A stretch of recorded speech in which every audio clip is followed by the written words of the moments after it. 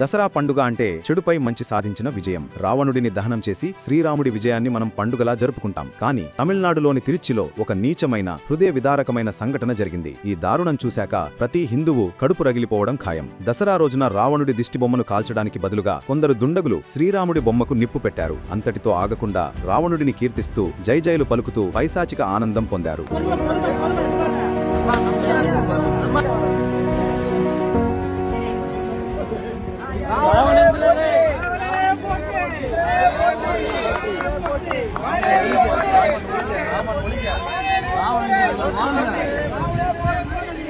ఈ video social మీడియాలో viral అయినప్పటి నుండి దేశవ్యాప్తంగా ఉన్న కోట్లాది హిందువుల మనోభావాలు తీవ్రంగా దెబ్బతిన్నాయి. ఇది కేవలం ఒక బొమ్మను కాల్చడం కాదు, మన సనాతన ధర్మాన్ని, మన నమ్మకాల్ని, మన ఆరాధ్య దైవాన్ని అవమానించడం. ఈ ఘటనపై తీవ్రమైన వ్యతిరేకత రావడంతో పోలీసులు కేసు నమోదు చేసి ఒక నిందితుడిని అరెస్టు చేశారు. ఇలాంటి విద్వేషపూరిత చర్యలను వ్యాప్తి చేసే వారిపై కఠిన చర్యలు తీసుకుంటామని అధికారులు హెచ్చరించారు. ఒక్కసారి ఆలోచించండి, హిందువు మెజారిటీ ఉన్న మన దేశంలోనే మన దేవుళ్లను అవమానించేంత ధైర్యం వీళ్లకి ఎక్కడి నుండి వచ్చింది? ఇలాంటి వాళ్లను కఠినంగా శిక్షించకపోతే రేపు మన సంస్కృతికే ప్రమాదం. వేకప్ హిందువులారా, ఇకనైనా మేల్కోండి. కులం, వర్గం, ప్రాంతం అనే గీతలు చెరిపేసి హిందువులుగా మనమంతా ఏకం కావాలి. ఇలాంటి అన్యాయాల్ని ప్రశ్నించాలి. ఈ విషయంపై మీరేమంటారో కింద కామెంట్స్ లో మీ గళం విప్పండి. ఈ వీడియోను ప్రతి హిందువుకి చేరేలా షేర్ చేయండి. జై హింద్.